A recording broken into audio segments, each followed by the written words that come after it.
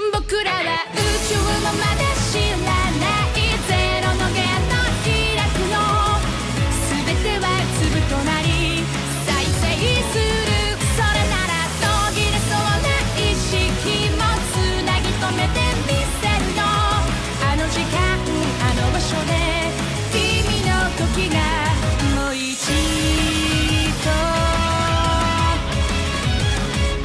始まる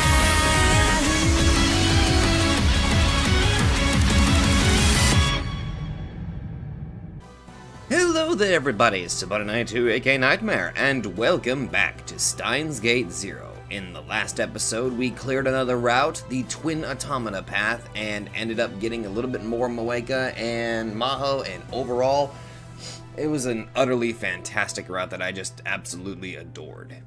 Now, looks like the next one we're going to be doing is called Recursive Mother Goose. Now, according to this one, I need to close epigraph, turn my phone off, orbital eclipse, answer the call from Amadeus, anatomic duel, ignore the phone call. Okay, that's 1:15 on Saturday, laboratory, ignore the phone call. Okay, I do believe that would be this file right here, I think. Possibly. I think because that's when the phone call comes in, so I think that's it. Let's see.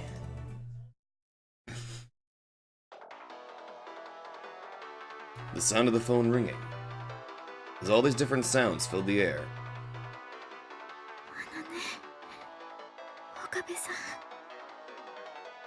The last thing she said was,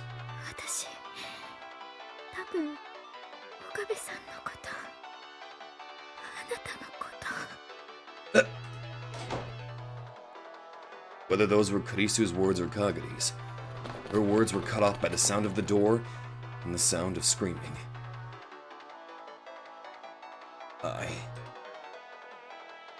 I hesitated. Not only did I hesitate to answer it, but I almost tried to tap the button to reject the call. But then Kagari's fingers cut mine off.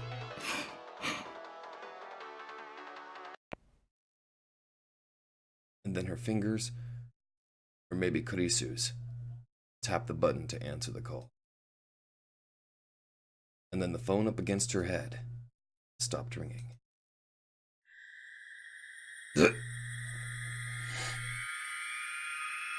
All right, shift!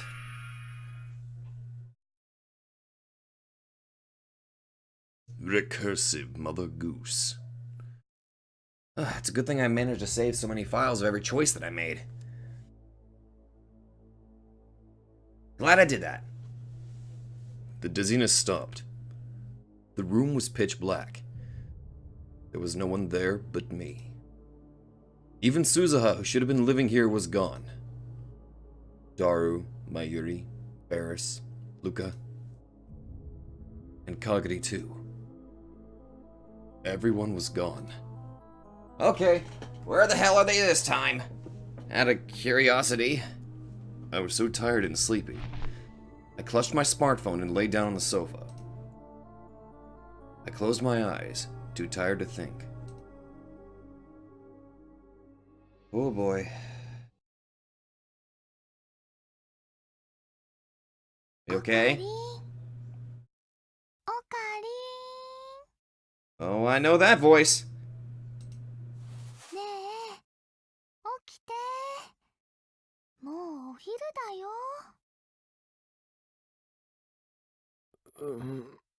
Is it really?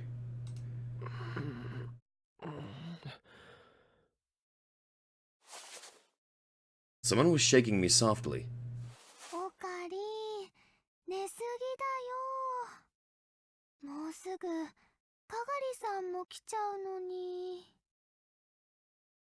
Kagari! The second I heard her name, my mind snapped back into alertness.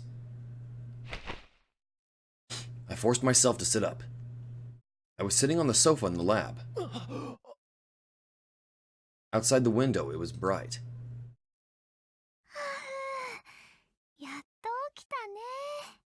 Hi, Mayuri.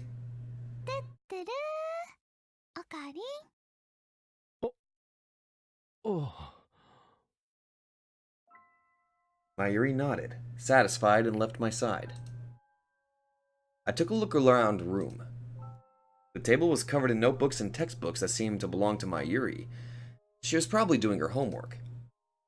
I could see Daru's huge back hunched over the PC. The monitor was displaying a cute anime character. He seemed to be playing another hentai game. From the look of things, the only people in the lab were him, me, and Mayuri. The time on my phone said it was just before noon, which meant I'd been asleep for more than 10 hours. Oh no, I must have passed out before I checked to see if the world line had changed. I listened for a moment, and I could hear the usual bustling of Akihabara outside. There was no sign of Stratfor. That alone made me feel relieved. おかり、なんだかうなされてるみたいだったよ。大丈夫？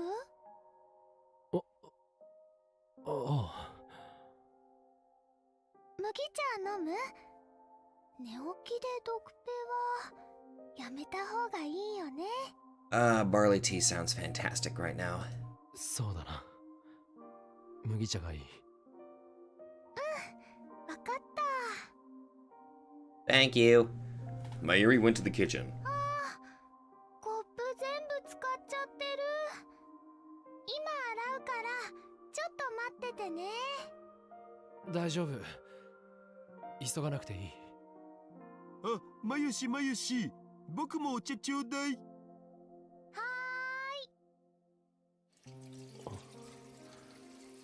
Okay. Wonder what this world line's gonna be like. This all felt like an old memory. It seemed like ages ago when I'd last had a normal conversation like this.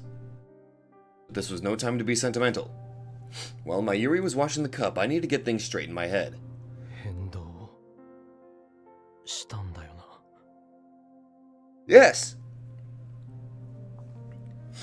In the end, I'd hesitated at the last second.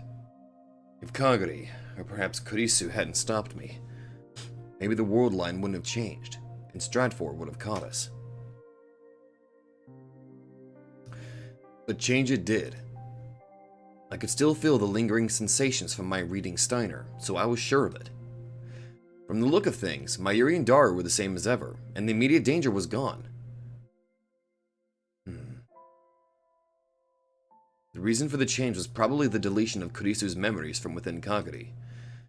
Those memories must have included something that dealt with the time machine, which meant that their existence was important enough to control whether or not the world line changed.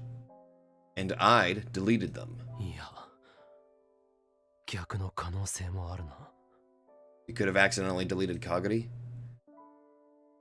Maybe even if Maho's program hadn't worked right and the memory rewrite failed, the world line would have changed anyway.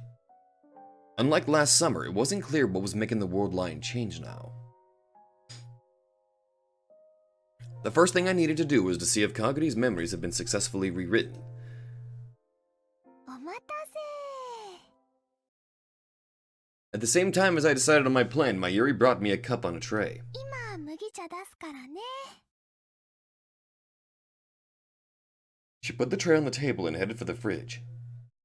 I looked and saw that there were 4 cups on the tray. 4? 前より、どうしてコップが4つあるんだ？だ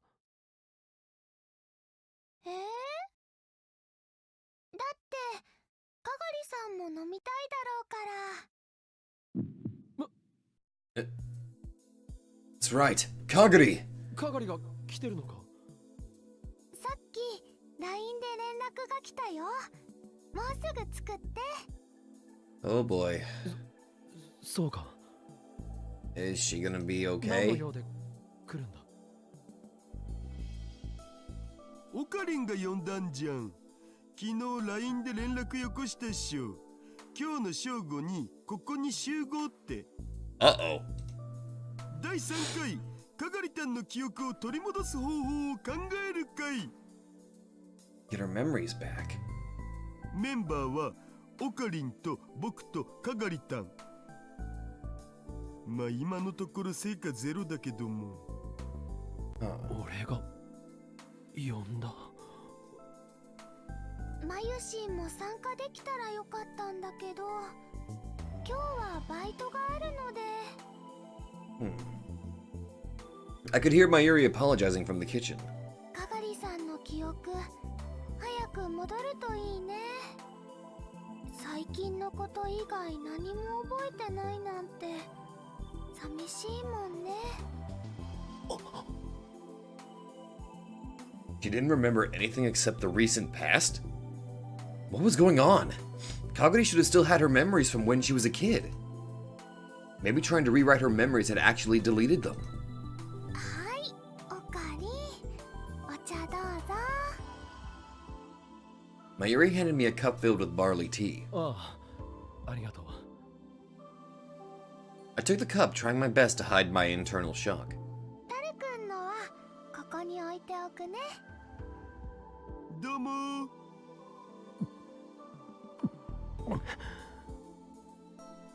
That was a very realistic gulp. I gulped down the tea, stood up from the sofa, and went over to Daru. 誰？何？ I lowered my voice so that Mayuri couldn't hear. かがりの記憶の上書きは成功したのか、それとも失敗したのか。Daru looked at me for a moment, confused. 何の話？ That wasn't the answer I expected. かがりの脳内に残っているクリスの記憶を消すのは成功したのかと聞いたんだ。何その SF 設定怖い。Uh-oh. オカリンついに中二病患者に復帰したん？ Oh dear. I froze for a moment. Daru didn't look like he was lying. He had no reason to lie anyway. Did that mean that in this world line, Kurisu's memories had never been implanted in Kagari? ちょっと来い。ねえ、僕エロゲしてるんだけど。Yeah, you might want to close that. We don't want Mayuri to suddenly see that. She's too innocent for that! いいから。Oh dear. I dragged Daru outside the room, leaving a very confused Mayuri behind. 寒。 Okarin, what the hell is that girl doing? Oh god damn it! オカリン、僕を殺す気か。いいから、ちょっとだけ付き合ってくれ。確認したいことがあるんだ。He must have sensed that I was serious, because after a moment's surprise, he nodded silently. 今の係は記憶がないのか。そうだよ。つか何度も言ってるっしょ、それ。タイムマシンで過去に来る前の未来の記憶も含めて。ないってば。覚えてるのはここ最近のことだけ。未来のことを覚えてたら、せめてマユシにはカガリタンの正体を教えてるし。それはつまりマユリはカガリが自分の娘だということを知らないんだな。うん。 Okay. それは秘密にしとくってオカリンが決めたんで。ということはカガリが未来から来たことを知っているのは僕とオカリンと鈴葉。それだけ。それだけ。オカリンが他の誰かに話してなければ。そうか。すまなかった。寝ぼけてたみたいだ。夢の内容が現実とごっちゃになったらしい。気にすんなって。僕なんか24時間夢の中で生きてますから。キリッ。それにさ、僕としてはそういうテンション高いオカリンが久々だったから、なんか懐かしく感じたお。Instead of answering, I took a second to think. It seemed like there were three main differences with Kagari in this world line. 1. She didn't have Kurisu's memories. 2. She didn't have her own memories of her childhood. 3. Only me, Daru, and Suzuha knew who Kagari really was. In other words, Mayuri didn't know that Kagari was her daughter. 戻ったのか。This Kagari seemed closer to the one I'd met before I jumped to the Alpha World line. Everything seemed mostly the same as before, including the fact that we were trying to get back her memories. Did this mean that a second word line change had sent me back to the old one? If I had the divergence meter, I could tell, but... And I cannot for the life of me remember exactly what the numbers are, so... no.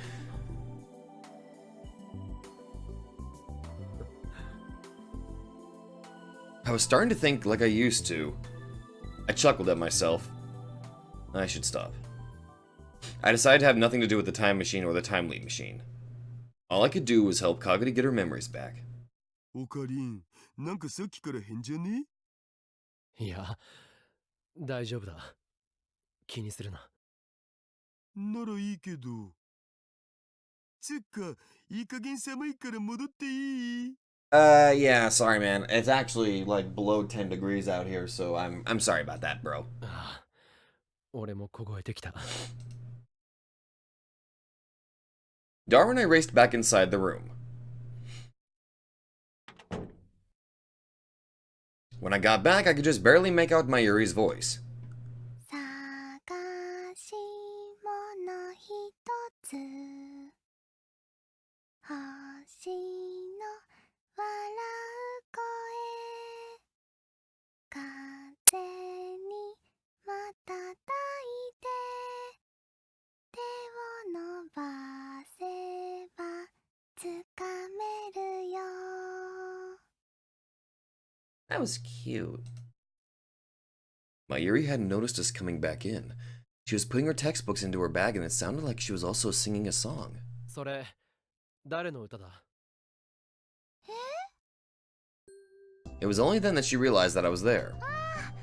おかえり寒いのにお外で何話してたの？ちょっと今期のアニメについての意見交換をしてたのだぜ。すごいね。なあ、今の歌って。あ、もしかして口ずさんじゃってた？ Yeah, it was actually quite pretty. 探し物ひとつ星の笑う声風にまたたいて手を伸ばせばつかめるよ I heard something fall near the front entrance. Uh-oh. At some point, Kagura had opened the front door. She was standing there with a shocked expression, her mouth opening and closing. Uh-oh. Uh-oh. Don't tell me she used to sing that as a lullaby to Kagura. Her bag was lying at her feet. She must have dropped it in surprise when she came in. But did anything that surprising happen? あ、かがりさんてってるそう Uh-oh. その歌私知ってるそうなのか？その歌は Kagura was trying to point at Mayuri, but shaking too much to do it. その歌 She fell to the floor like a puppet with its strings cut. かがりさん かがり！ Uh-oh.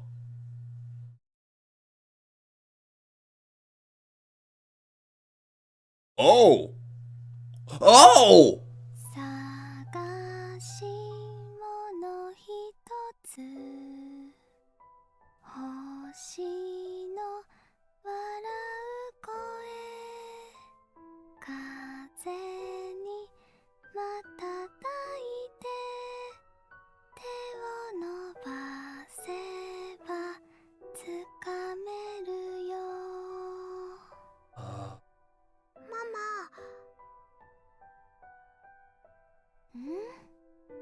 なーにかがりちゃんそれ何の歌？えへへこれはねとっても大事な歌なの。どんな歌なの？泣いている人を笑わせたいっていう歌かな。泣いてる人を笑わせるのが大事なの？それも大事だけど、そうじゃなくてね。この歌はママとかがりちゃんをつなげてくれた歌なの。この歌があったから出会えたんだよ。その歌がなかったら、ママはかがりのママになってくれなかったかもしれないの。そんなの嫌。ごめんごめん。そういう意味で言ったんじゃないの。何があってもママはかがりちゃんのママだよ。でもそうだな、かがりちゃんにはこの歌覚えておいてほしいな。いつかかがりちゃんが大事な人と出会った時のために、その人が泣いている時笑わせられるように。ほら、一緒に歌おう。探し物ひとつ、星の笑う声。探し物ひとつ、星の笑う声。 God, that is so cute. 上手。次はね、ママどこに行ったの？ねえ、ママ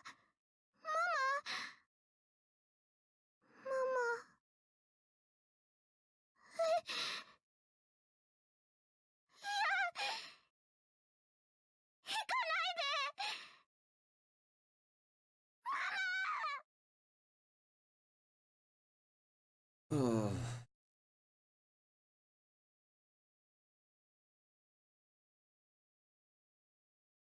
Oh, wow.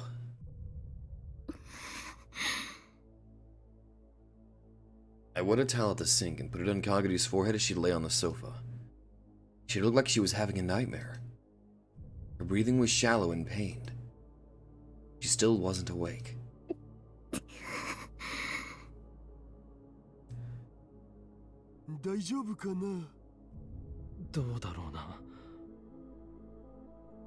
She just collapsed out of nowhere, after all. It had been about 5 minutes ago when she'd arrived, and then immediately collapsed. Darwin, Mayuri, and I had somehow managed to get her over to the sofa. つうかさ、濡れたタオルを額に置くのって高熱で倒れた人の場合の処置じゃね？かがりったん熱はないっぽいじゃん。これ気絶した人にも効果あるん？ Well, I've actually had headaches, and oddly, whenever I have a wet towel on my forehead, it somewhat soothed the pain. 仕方ないだろう。他に何をしていいのかわからないんだから。Neither Daru nor I had the knowledge required to handle the situation, but since Kaguri had no insurance card and no residency certificate, taking her to a hospital felt like a bad idea. All we could do was wait for her to wake up.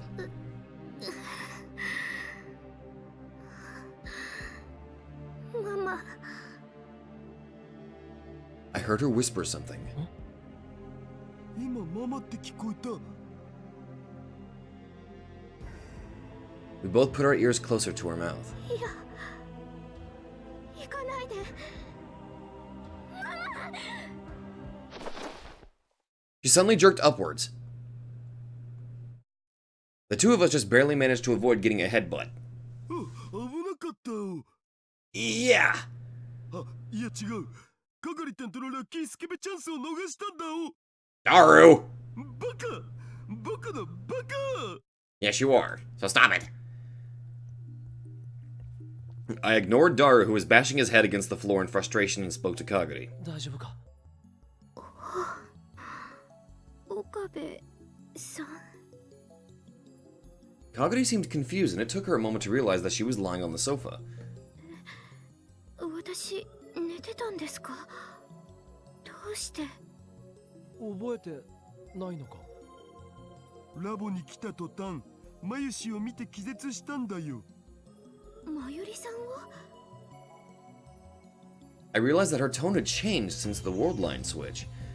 More precisely, it had switched. It was back to how it was when I first met her. 君はまゆりが口ずさんでいた歌を知っているようだった。歌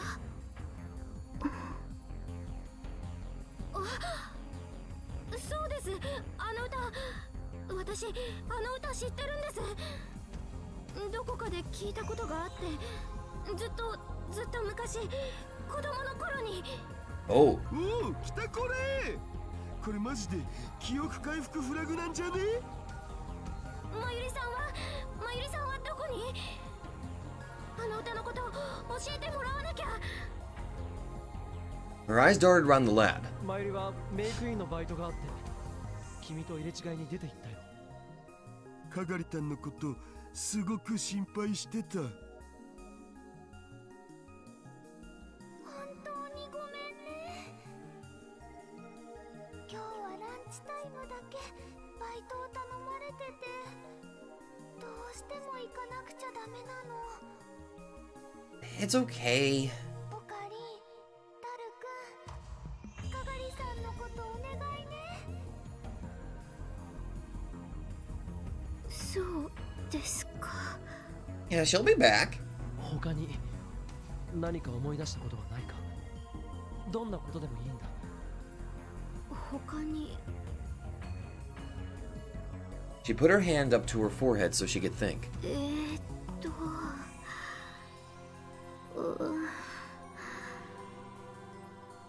But then she shook it softly.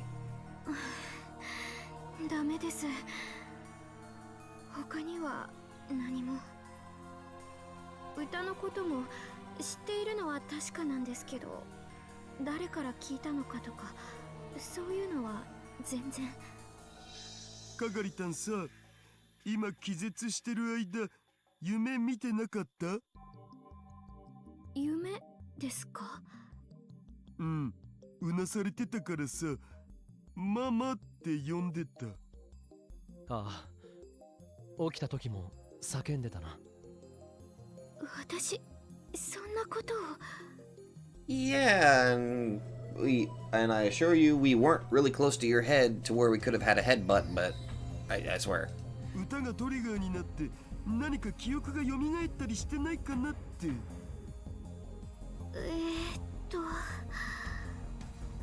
ダメ、思い出せません。確かに何かの夢を見ていた気がします。とても大切な夢だったような気がするんですけど。そうか。すみません、ご迷惑をおかけして。 Don't worry about it. Don't worry about it. But both Daru and I knew this was a big step forward. She knew the song that Mayuri was singing, and she said she'd learned it when she was a child. That would have been in the future, before she'd gone in the time machine. Which meant that there could only be one answer. It was the future Mayuri who taught Kagari that song. おかりん、ひとまずまゆしに聞いてみるのがいいんじゃね？ Yeah. そうだな。バイトはランチタイムだけって言ってたから、タイミングを見計らってメイクインに行ってみるか。Good idea. 私も行きます。 Kagari quickly stood up off the sofa. 落ち着いて。今すぐ行くわけじゃない。もう少し休んでいた方がいい。あ、そうですね。 Yeah, don't push yourself. And then her stomach rumbled. 腹が減ったのか。カップ麺ならあるが。あとはまゆしが買いだめした唐揚げとかバナナとか。バナナいただきます。 She seemed embarrassed.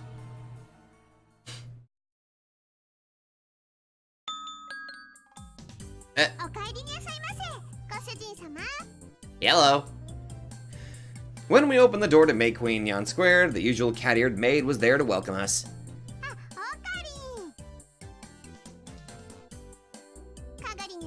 おかえりなさい。こんにちは、フェイリスさん。おにゅー。おかりん、最近来るたびに違う女の子を連れてくるにゃ。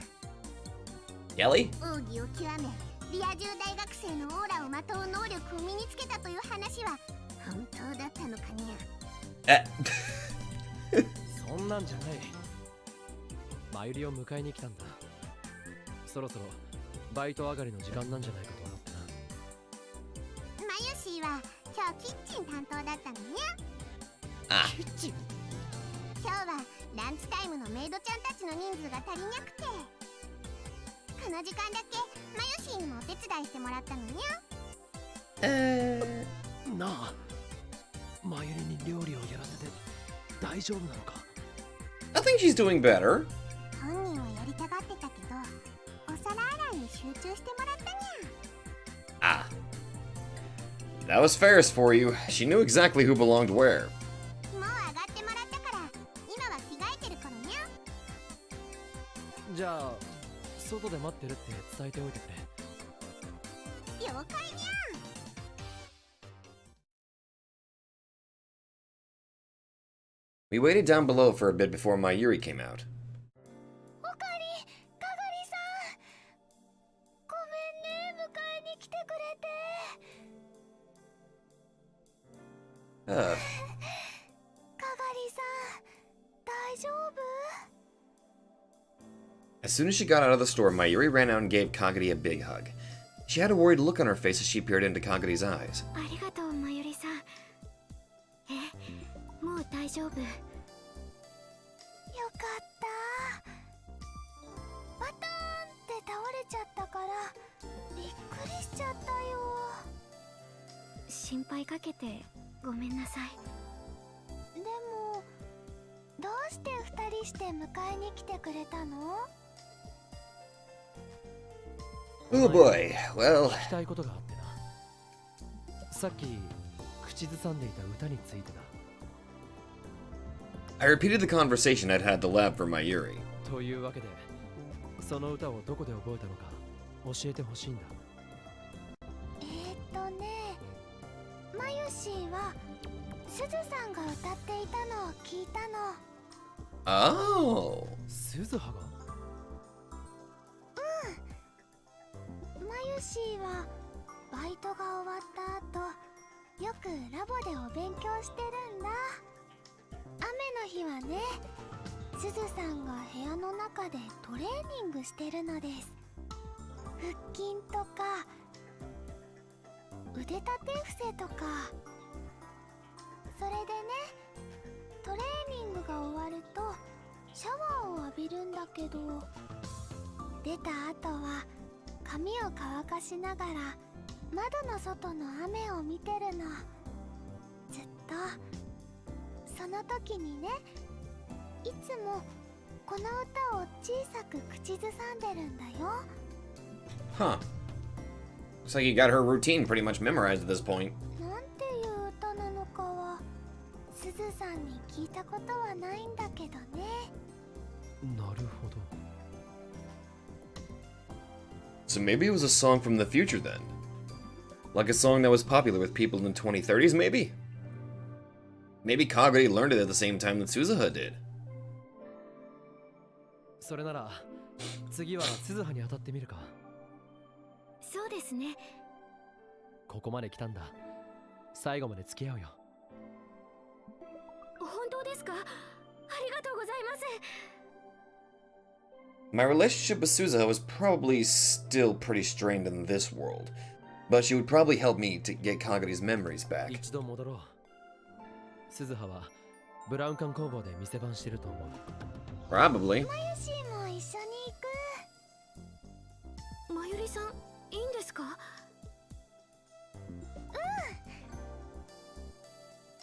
Mayuri gave a cheerful answer, and then started to fidget as if she were embarrassed for some reason. ね、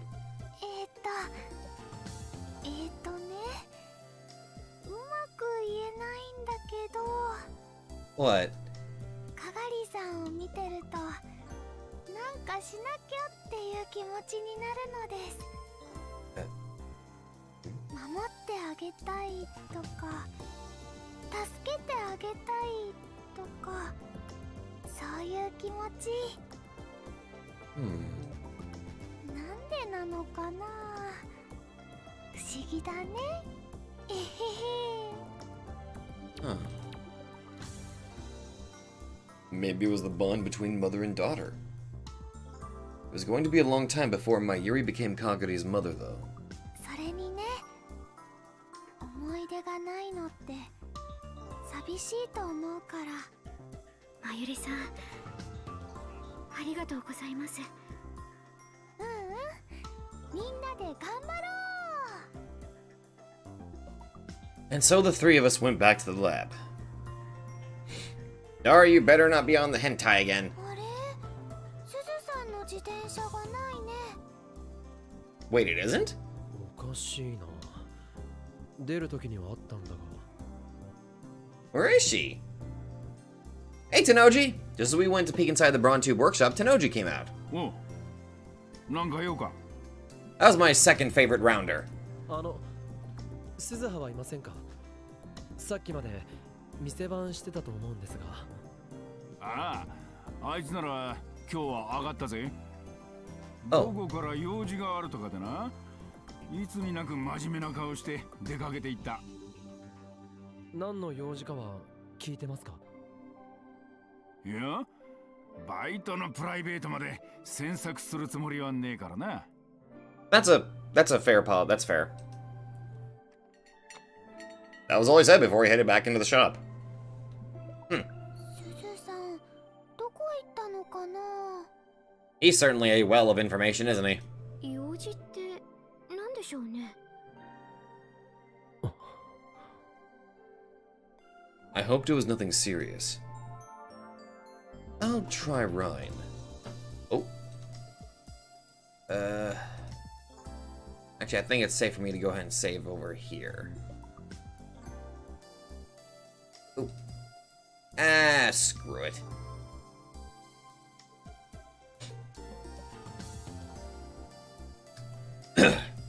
I think I've got a hint for Kaguri's memories. There are some things I want to ask you. Where are you? Go, Curry. ゴーゴーカレー。 Was she eating a late lunch? Was that important? とにかく行ってみよう。 I mean, unless she's kind of following Daru, who's probably in the middle of a date with Akane. I mean, Yuki. Damn it, who the hell's Akane? いやー、お見事です。ゴーゴーカレー秋葉原店、今月の大食い大会覇者は、お店史上初の3連覇、静かなる殺戮者さんです。 The silent sloth. What? あの華奢な体のどこにあんな大量のカレーが入るんだよ She probably has a ridiculously powerful metabolism. Also, she works out like nobody's business. カレーの女神だ。カレーの女神が権限された。名前に恥じない殺戮者っぷりだな。あの食いっぷりを見たら本職の殺し屋って言われても信じるね。Yeah. If only. 優勝した静かなる殺戮者さん、おめでとうございます。すごいな。すごいですね Was this what Suzuha had been up to? The store had said she'd won 3 times in a row, and the customers seemed to know her. Did that mean she was a regular? Suzuha had made her way over to us through the cheering crowds. You enjoy yourself? 3人ともどうしたの I don't know. ごめんさっきは大会の直前だったからそっけない返事しちゃったすごいねあんな大皿のカレーをペロリと食べちゃうなんて Girl can put it away, my god! 食べられるものは食べられる時に食べる戦場で生き残るために必要な素養だよ戦場私何か聞き間違えたんでしょうか聞気にしない方がいいと思う。おじさん、それでかがりの記憶の手がかりって？ I explained what had happened so far. 私の歌聞こえてたの？もう言ってよ、まゆ姉さん。え？すずさんが歌ってるのすごく可愛かったから、教えたらやめちゃうかなと思って黙ってました。意地悪だな。それでその歌はどこで知ったんだ？母さんだよ。母さんが歌ってたんだ。Oh. ゆきさん。ゆきさん？ Oh, oh yeah, this is, oh shit, okay, this is gonna be a little bit complicated to explain to Kagari. I think she's kind of going into she's hearing too much information that she probably should not know yet. I mean, actually she should know, but considering her memories, but, 鈴葉さんのお母様もゆきさんとおっしゃるんですか？ oops. いや、そうじゃない。ゆきさんのあだ名が母さんなんだ。そういうこと。ついあだ名で呼んじゃうんだよ。そうなんですか。それはどういう由来で？ごめん、その話はまた今度。おじさん、ちょっとこっち来て。 Crap! Suza and I stood a little away from Kagari. さ、よく考えたら母さんのことは別に隠さなくてもいいんじゃない？ I'm not entirely sure. 記憶が戻らない可能性もあるんだから言わない方が賢明だと思うけどな。そうか。私としてはそれは避けたい結末ではあるけど。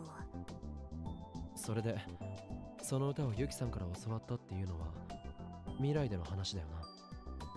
もちろん。母さんが料理を作りながらよく歌ってて自然に覚えたんだ。I was getting confused. So, what was going on here? 子供の頃のかがりは鈴葉かゆきさんからその歌を教わったということか。それはないよ。かがりがまゆ姉さんの養子になったのは母さんが死んだ後だから。私も人前で歌ったことなんてないんだ。かがりに聞かせたこともない。あの頃は生きるのに精一杯で、そんな心の余裕なんてなかったからね。無意識に口ずさんでるなんて自分でも知らなかったくらいなんだ。かがりがこの歌を子供の頃に覚えたんだったら、それはまゆ姉さんから教わったんだと思うよ。Ah. そうか。Which meant Kagari learned it from Mayuri, who learned it from hearing from Suzuha hum it, and Suzuha learned it from Yuki, her mother. なら次はゆきさんに当たってみるか。なんだか伝言ゲームめいてきた。 It kind of is, isn't it? But even so, if we kept at it, we were sure to learn the truth eventually. 私はタイムマシンの整備もあるし、付き合いそうにないな。かがりのことよろしくね。 Okay, あ、 I'll do my best. というわけだ。I explained to Mayuri and Kagari what I'd learned from Suzuha. Of course, since I couldn't tell them about the future, I skirted around that part of the story. そっか。じゃあ次はゆきさんだね。まゆり、連絡取ってもらっていいか。わかった。 Wait a minute, do I have her number? Out of curiosity. Yes, I do. Technically, I can call it, but I can also call Mweka, but okay. Mayuri took out her phone to call Yuki.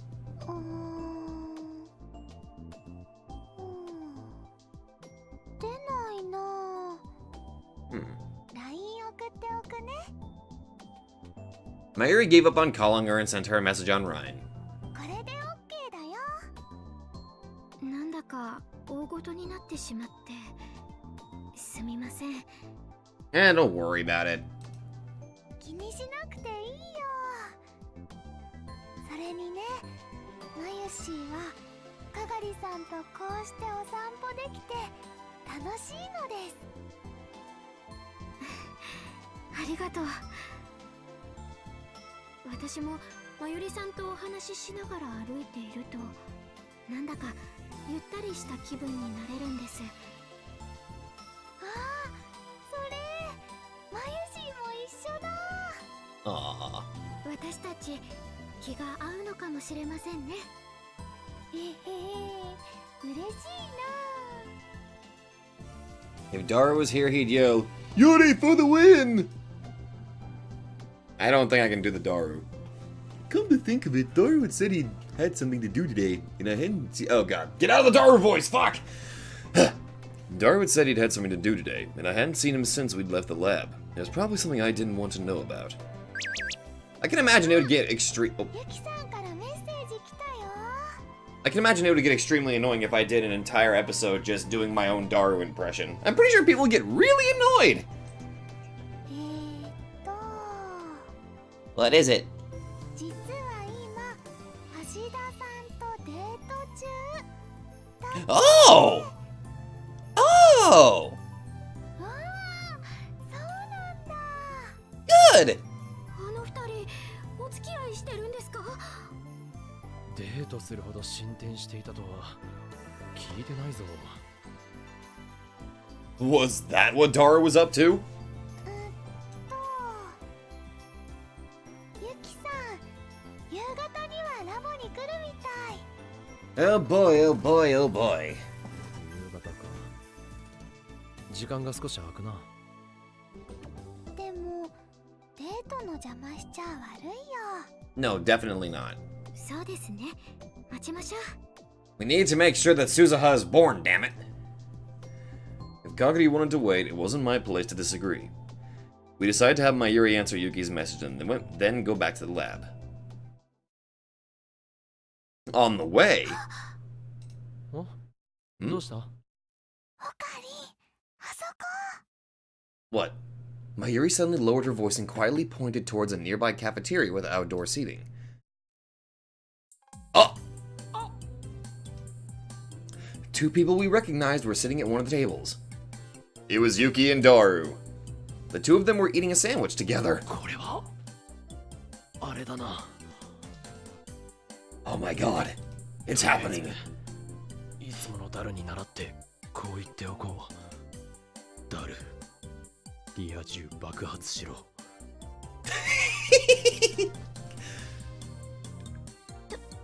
うしましょう。 We should probably escape so they don't notice us. 邪魔しちゃ悪いよね。 We should probably back up. とはいえ、これはなかなか見られない光景じゃないか。 Oh, Kabe! それは確かに。 Oh, Mayuri, don't fall into it! Mayuri's eyes were filled with passion. She seemed to be truly cheering them on. 二人が食べ終わるのを待って偶然合流した感じにするか。 Maybe? マユシーは賛成です。いいと思います。 Kaguri and Mayuri were getting excited. Was this really that exciting? We sat at a nearby table in the corner of the terrace so as not to let them see us. We covered our faces as best as we could and quietly observed the two of them. They seemed to be enjoying their lunch. I could just barely make out what they were saying. ほらほら、橋田さん、口の端にトマトついてますよ。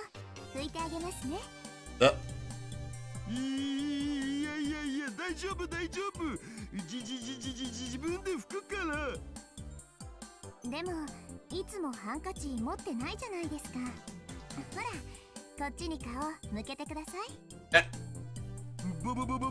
僕の体液がついたら、あまねしのハンカチが汚れててしま。 Oh my god, he is losing it. 汚いなんて思ったりしませんよ。 Aww. 拭きますよ。何をやってるんだあいつは。 I don't know. 仲良さそうで羨ましいな。お似合いですね、あのお二人。そうか。Jesus! Sorry. I don't get it. いいなあ、幸せそうだな。 Ah, I ship it. Mayuri is watching them with stars in her eyes. And then...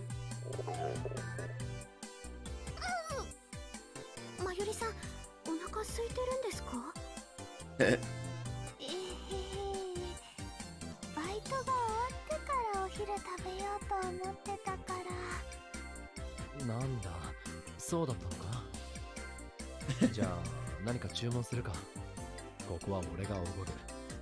Aw. 手伝ってくれているお礼だ。 Oh my god, that's nice. おかり太っ腹だね。じゃあね、じゃあね。 Mayuri's eyes shone as she looked at the menu. クレープ食べたいな。いちごとクリームがいっぱい入ってるの。 Evidently, the place was offering a special on crepes today. わかった。かがりは？私はさっきお昼食べさせてもらいましたから。Hmm. 一緒に食べようよ。遠慮しなくていいよ。すみません。じゃあバナナとチョコのを。了解だ。 Alright. I went to buy crepes, being careful not to let Daru and Yuki see me. Ah!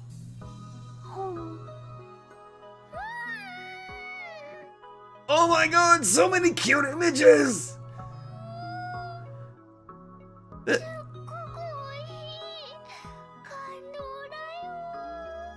Excuse me, I am currently squeeing on the inside of my chest right now with how adorable this looks. ですね。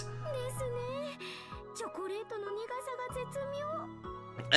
You got a little something on your face, Kagari. We're gonna have to kind of wipe that off. いちごも美味しいよ。ほら、かがりさん。あ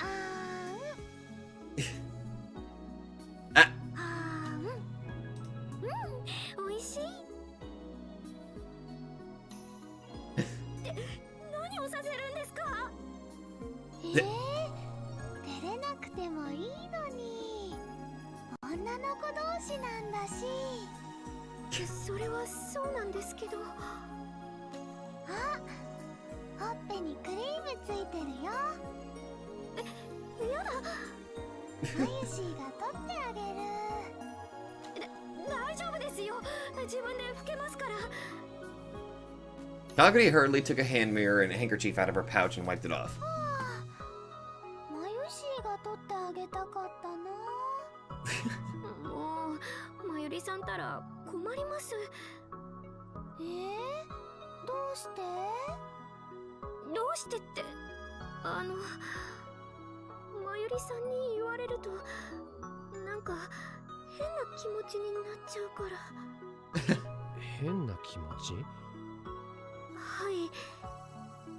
なぜかまゆりさんにすごく甘えたくなっちゃうんですよね。おかしいな。私の方が年上のはずなのに。Kagari's cheeks flushed red as she stared up into Mayuri's eyes. それはかがりさんがマユシーを好きだってことだよね。マユシーもかがりさんのこと大好きだよ。 Aww. まゆりさん、私は。ああ、まゆりのそれに深い意味はないから気にしないでくれ。そうなんですか？ねえねえ、マユシーにも一口ちょうだい。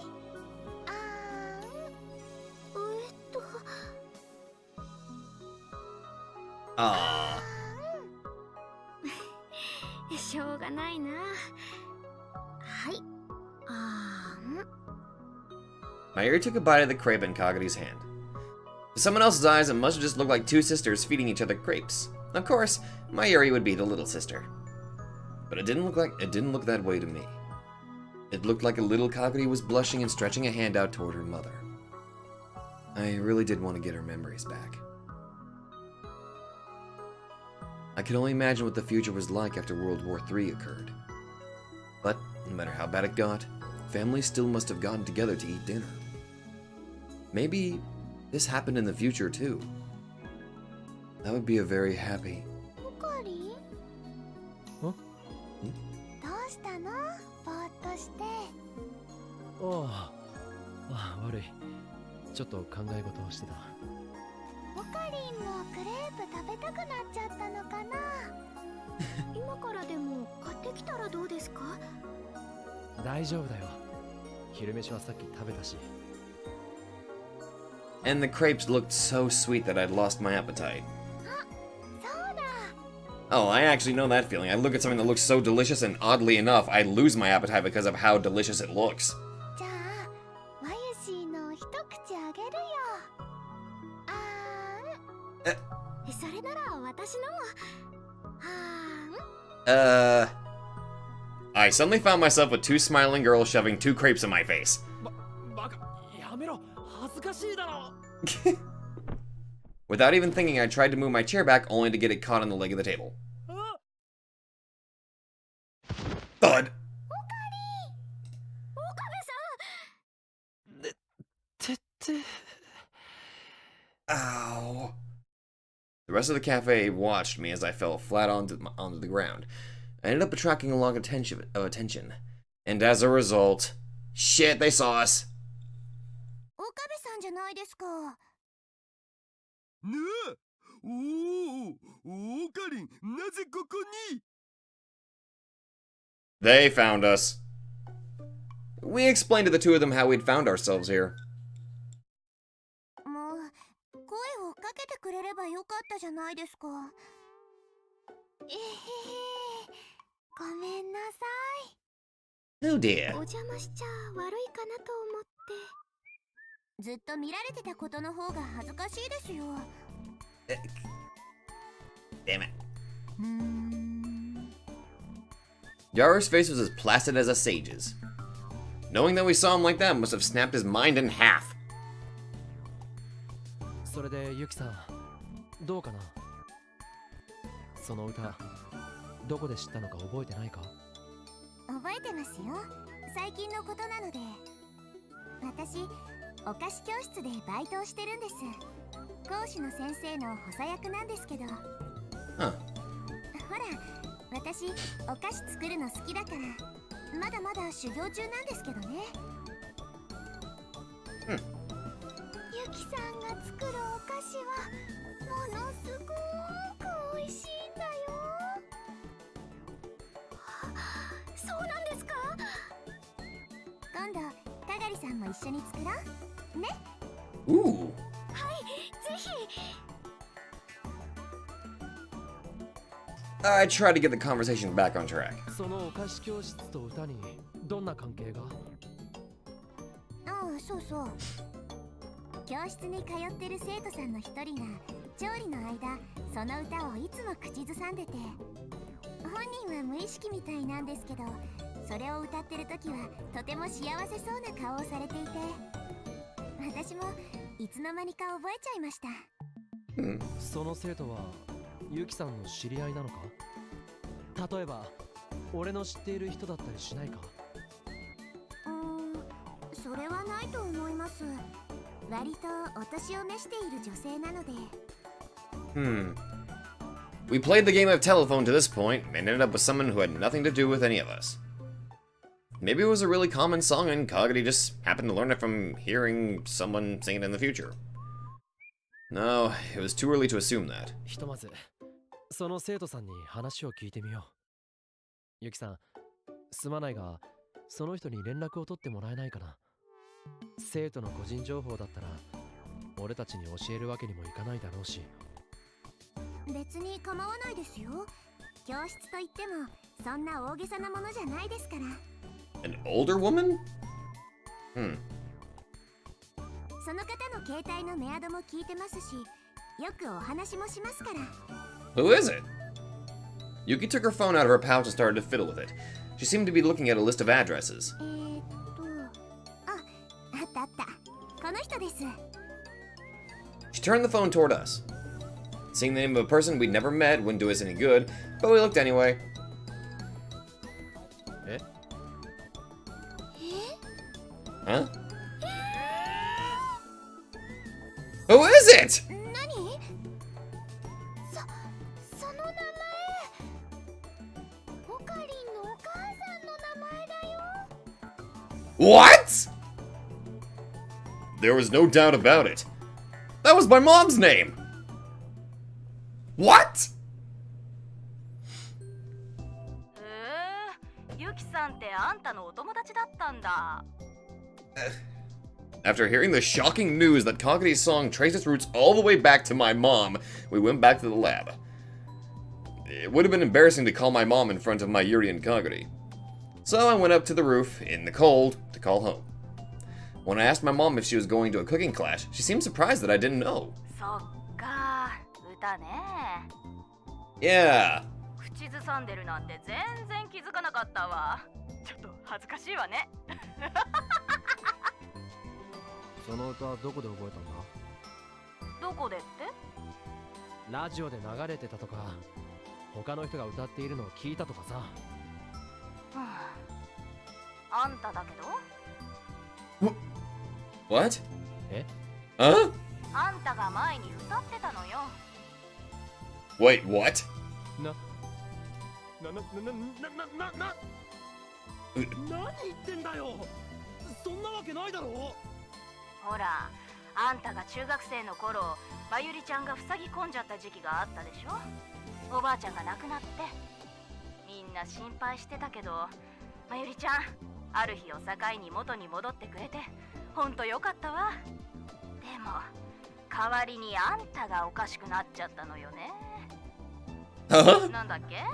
上記のバッドサイレントテスト？ It's Mad Scientist! やめて。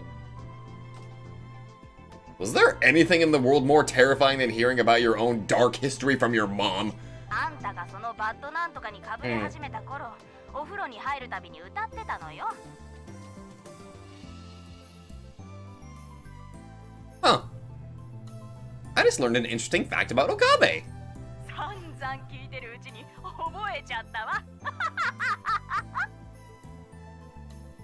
Huh. 俺が歌っていた？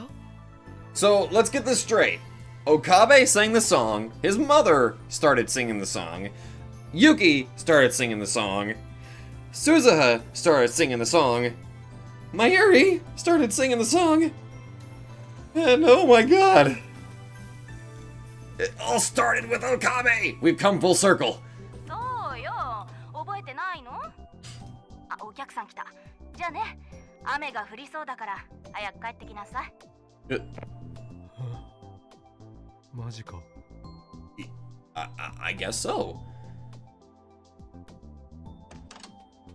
Maybe that song has much more significance. オカリン、どうだった？ I mean, わかりましたか？ if Mayuri must have heard it from Okabe then. Huh. I explained what I'd heard from my mom, even though I didn't really understand it myself. I know, right? Yeah, they were surprised. I was more surprised than anybody. I was so surprised that I was actually feeling pretty calm. なると、どういうことなんでしょうか？ What did it mean? Kaguri had learned the song from Mayuri in the future. Mayuri had learned it in the present from Suzuha. Suzuha had learned it from Yuki in the future. Yuki had learned it from my mom. Also, we have a silhouette of Okabe's mom. And my mom had learned it from me. 俺、歌なんて歌ってたか？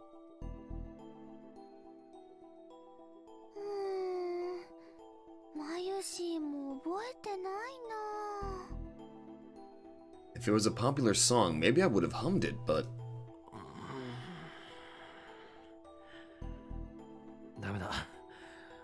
思い出せない。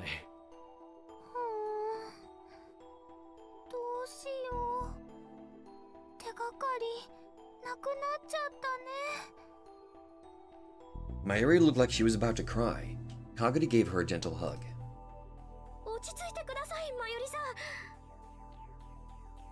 岡部さん、そのまゆりさんが落ち込んでいた時っていうのは何か手がかりになりませんか？そうは言っても何か特別なことをしていたわけじゃないからな。まゆりが墓参りに行ってるのを迎えに行くくらいで。And you took her hostage. That was when Hoin Kyoma, now sealed away, had been born. じゃあそのお墓に行ってみませんか？何か思い出すかも。 Was that possible? ここまで来たなら最後まできちんと確かめてみたいですから。おかり、まゆしーからもお願い。わかった。行こう。ありがとうございます。 The sun was about to set, so we decided to go the next day.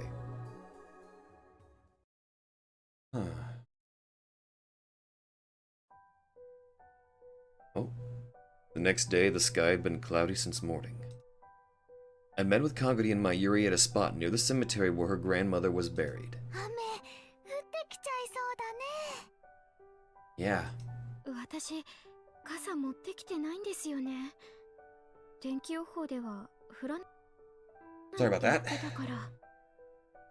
ーもだよ。 And I never brought an umbrella when it wasn't raining. In other words, nobody had an umbrella. 雨が降り出す前に切り上げるようにしよう。はーい。おばあちゃん、おかりんが来てくれて喜ぶだろうな。 Yeah. そうだな。それに今日はかがりさんも来てくれたし、まゆしーの素敵なお友達をおばあちゃんに紹介できるのが楽しみなのです。まゆりさん。おかりん、早く行こう。まゆしーはおばあちゃんに話したいことがたくさんあるのです。そうだな。急ごう。 We finally arrived at the cemetery.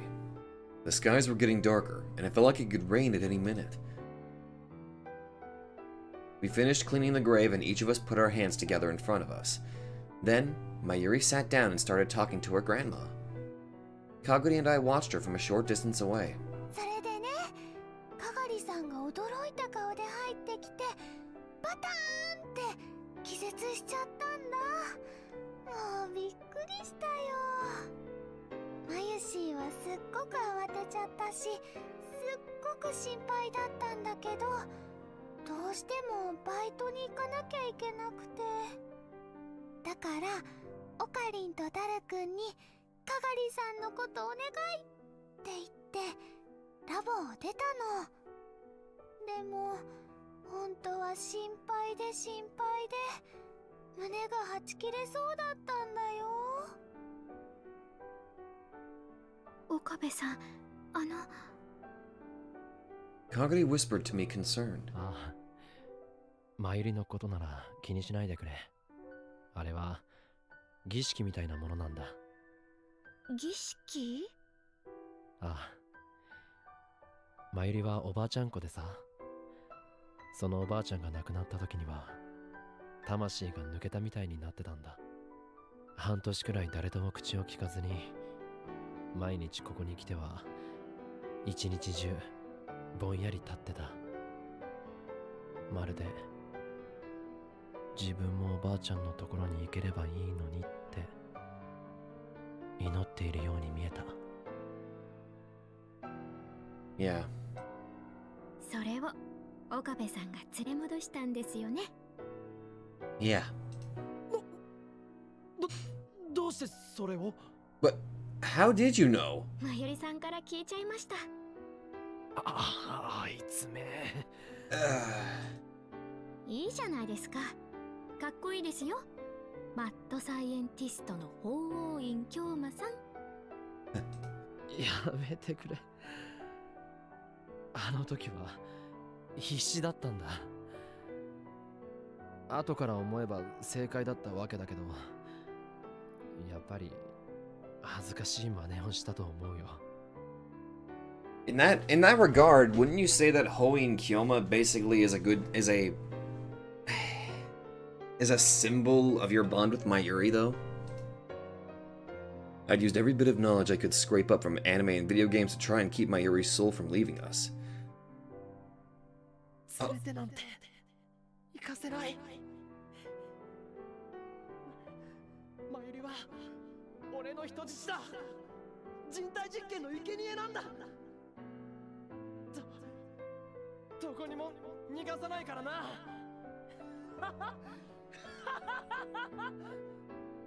そっか。マユシーは人質なんだね。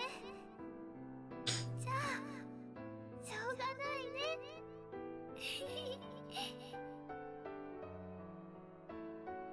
うんうん。とても素敵なお話だと思います。そうかな。そうですよ。あ、ん？降ってきました。Uh-oh. I looked up just in time for a drop to fall on my cheek. A cold rain started to come down. こんなに早く降り始めるとは思いませんでしたね。どうします？ We'd just gotten here and hadn't done anything yet. I wanted to at least do a little research before we left. 一旦雨宿りできる場所を探そう。コンビニで傘を買ってもいいし。わかりました。まゆりさん、一度駅に戻りましょう。え？ああ、雨だ。Yes! The rain started to come down harder as we ran toward the station. ずぶ濡れだよ。先に傘を買っておけばよかったですね。Yeah! これじゃシャワー浴びないと風邪ひいちゃうね。そうだ、かがりさん、まゆしーのお家来る？一緒にシャワー浴びようよ。あれ？ Huh? Mayuri turned around and suddenly stopped. I stopped too. I looked back and saw that Kagari wasn't keeping up with us. She was standing some distance away with a blank look on her face. She was facing us but seemed to be staring off into the distance. かがりさん、どうした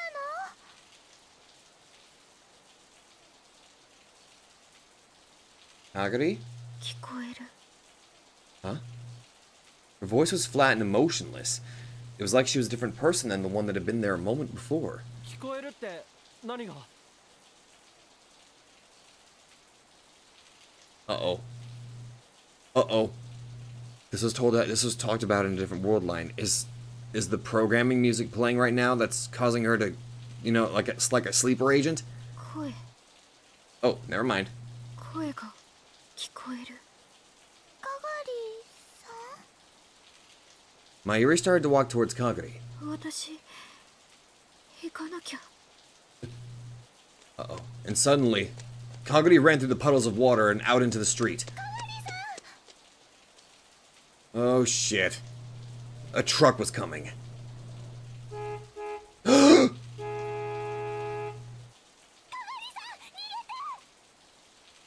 Mayuri screamed, and my body moved on its own. I yanked Mayuri's shoulder down and knocked her to the ground so that she couldn't run out on her own. And then I used that momentum to run into the street myself.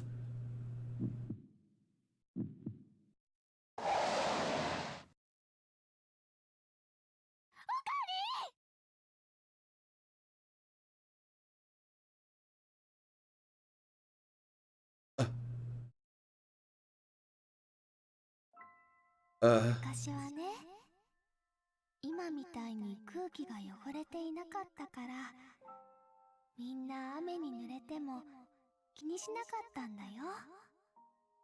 ママがかがりちゃんくらいの年の頃はね、雨が降るのは楽しみだったんだ。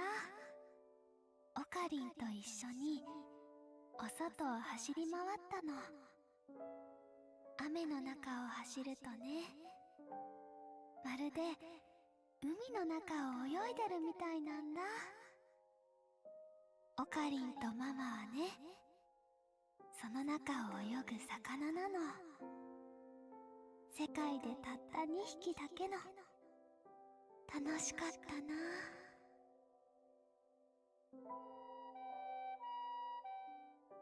それはいつのことだっただろう。1998年に鈴葉お姉ちゃんと別れてから長いこと閉じ込められていた施設。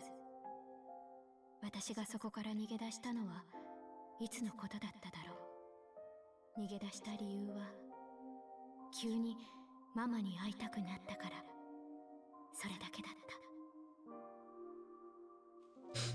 た。 At the place where she was kept, Kaguri was waiting for the professor to come, like always when she had happened to look outside and see that it was raining. When she smelled the water through the window, she remembered what her mom had said, and the next thing she knew, she'd taken off the headset she was wearing. Nobody had expected it, so escaping was easy. She ripped off the cords on her arms and used the little window to go outside. And then she'd snuck in the back of a truck that was just leaving the parking lot. The facility she'd been kept in must have been deep within the mountains. After hours of shaking, the truck finally reached a town somewhere.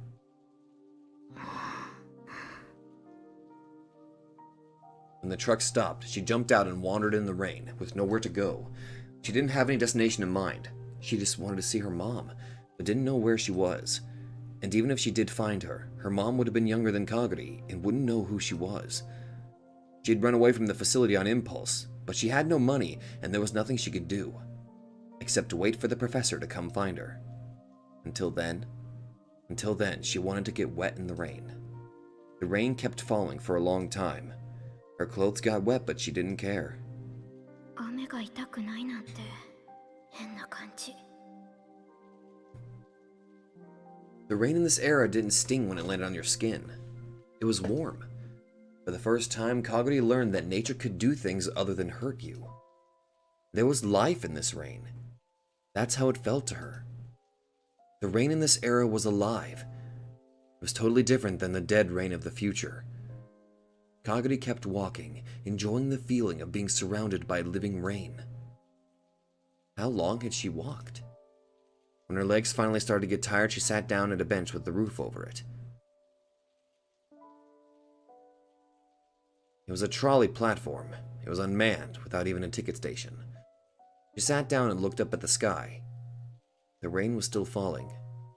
きっと神様はこの雨も嫌いなんだろうな。生きている雨より死んでいる雨の方が好きなんだろうな。そうじゃなきゃ未来の雨が死んでいる理由を説明できないもの。 The dead rain sure didn't seem better than the living rain to Kaguri. But there was one thing she was sure of. In the future, where Mom was, the rain was dead.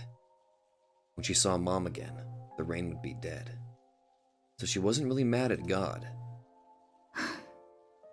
迷子ですか? A boy was standing next to the bench. He was the same age as Kaguri, or maybe a little younger. He was holding an umbrella, but the area below his knees was soaking wet. He must have walked in the rain for a long time. Kaguri said nothing as he sat down next to her.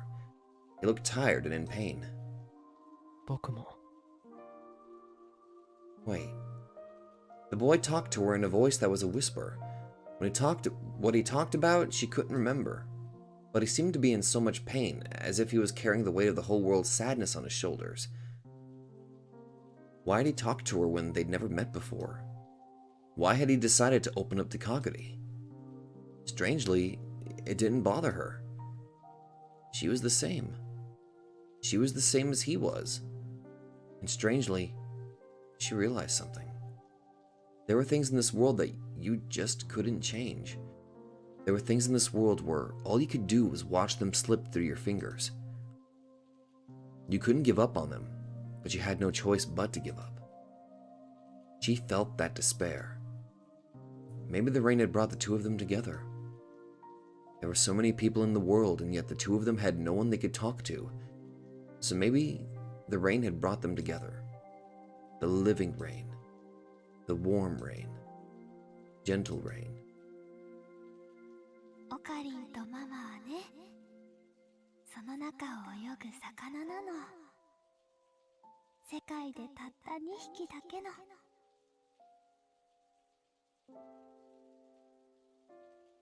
Mommy had looked so happy when she told that story, but it sounded sad to Kaguri, because the world was so big, and it was just the two of them alone. It would be lonely and sad to have no one else there.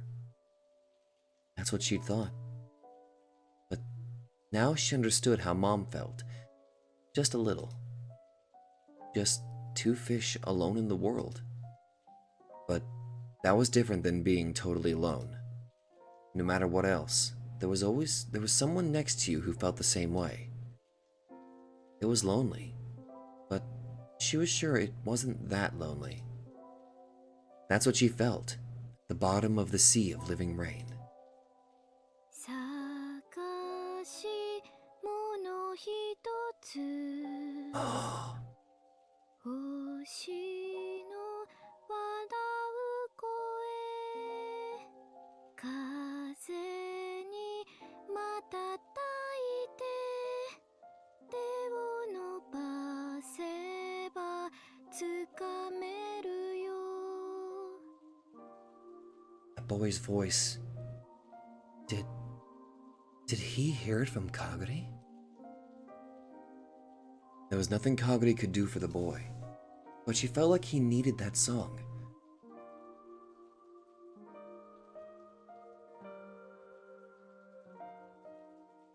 The next thing she knew, the boy was gone.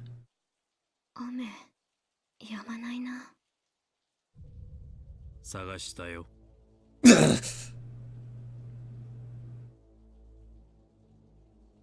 ほら、行こ I know that voice. う。どうしたんだい？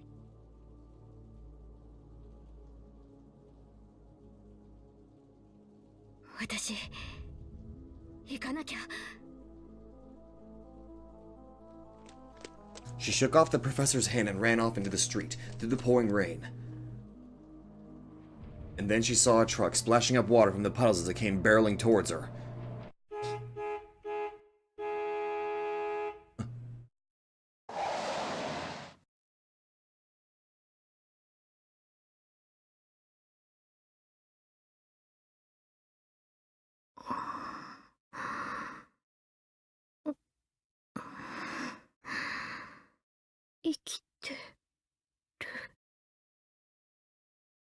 Kaguri woke up and realized she was in a hospital bed.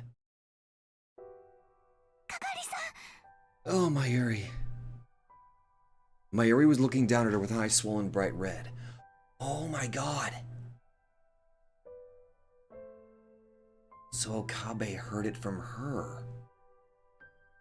おかりさん気がついたよかがり私トラックにはねられそうになったんだ。怪我はなかったんだけどな。気を失ってたから念のために救急車を呼んだ。 Oh, thank God. 君は保険証を持ってないから医療費はとんでもない額になるかもな。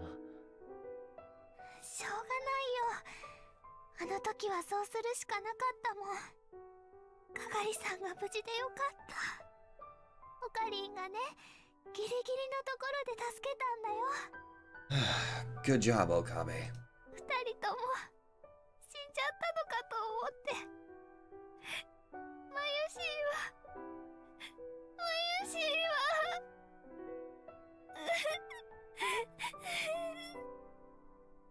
泣くなよ、まゆり。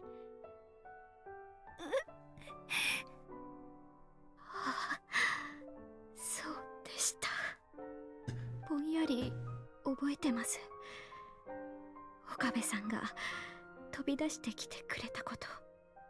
ごめんなさい。私どうかしてた。ありがとう。いや、無事ならいいんだ。In a fit of emotion, Mayuri leapt on Kagari. よかったよ、かがりさん。本当に心配したんだから。まゆりさん。うん、違う。Wasn't right. Kagari finally understood everything. そうじゃない。この人はまゆりさんじゃない。うん、そうだ。この人はママだ。やっと会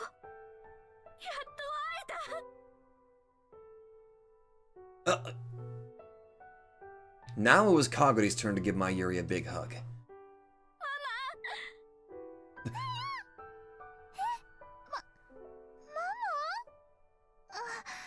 かがりさん、違うよ。まゆしはママじゃないよ。違ってなんかない。ママはかがりのママなの。 She couldn't stop herself from talking like a little girl. All the last 10 years vanished, and Kagari was once again a small child. ママって、かがり、記憶が戻ったのか？おかりん、おじさん。うん、全部思い出した。私は椎名まゆりの娘、椎名かがりだよ。Oh yeah, this is a bit of a shock for you, Mayuri. だってかがりさん、まゆしより年上だよ。それにまゆしは赤ちゃん産んだりとかしてないし。ママ、私は未来から来たんだよ。未来のママは孤児だった私を引き取って養女にしてくれたの。まゆしが？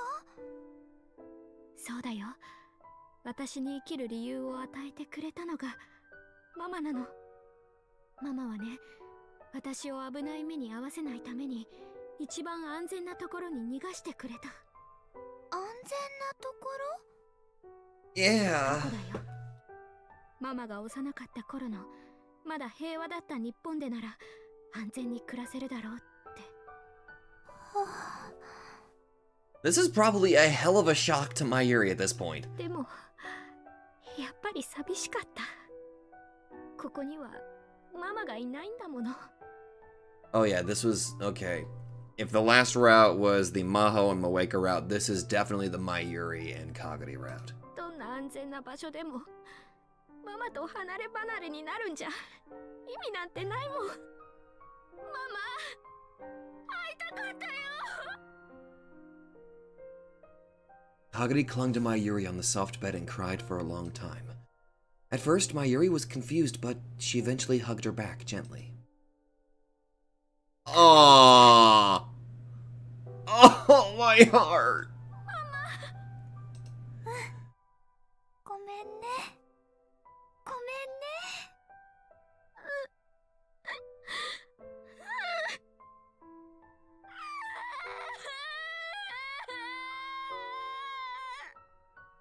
めんね。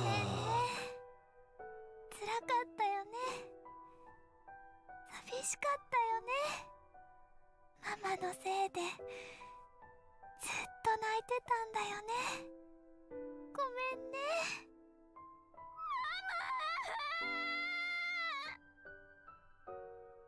Aww. Oh. こうして私、椎名かがりはすべての記憶を取り戻した。 And that is where I need to end it. Oh my god. Oh. My heart is freaking killing me right now. Oh. Okay. this was, I mean, I'm not saying that the rest of the novel isn't emotionally impacted and just driven, but, oh man, this just hit me so, this is hard, it just hit me so, it left me speechless, and, okay. Kaguri got her memories back. And Mayuri probably just received, like, the biggest shock of her life that she's a mom now. Well, in the future, she's a mom, but she's a mom now, too. That must have been a heck of a shock for her. Oh, God. This novel is doing a good job. When it hits the emotional parts, it really hits and hammers them hard. And it just feels... It feels so powerful and just... It makes my heart just go absolutely bonkers. Not the best word choice, but you know what I mean. Oh, God. Okay. I need to... I hate to end it there, but I have to. I'm just kind of... I'm crying, okay? And if you guys like this, I'm just gonna go... I'm gonna go now. Thank you guys so much for watching, and I'll see you guys in the next video. God. Hello there everybody, Sabato92 here, and if you like this video, be sure to let me know in the comments down below. And hey, if you guys like my content, then maybe you'd like to check out another channel who I think deserves equal attention. So click that nightmare emblem and check out that channel, or go to the links in the description down below. Once again, thank you, and I'll see you guys in the next video.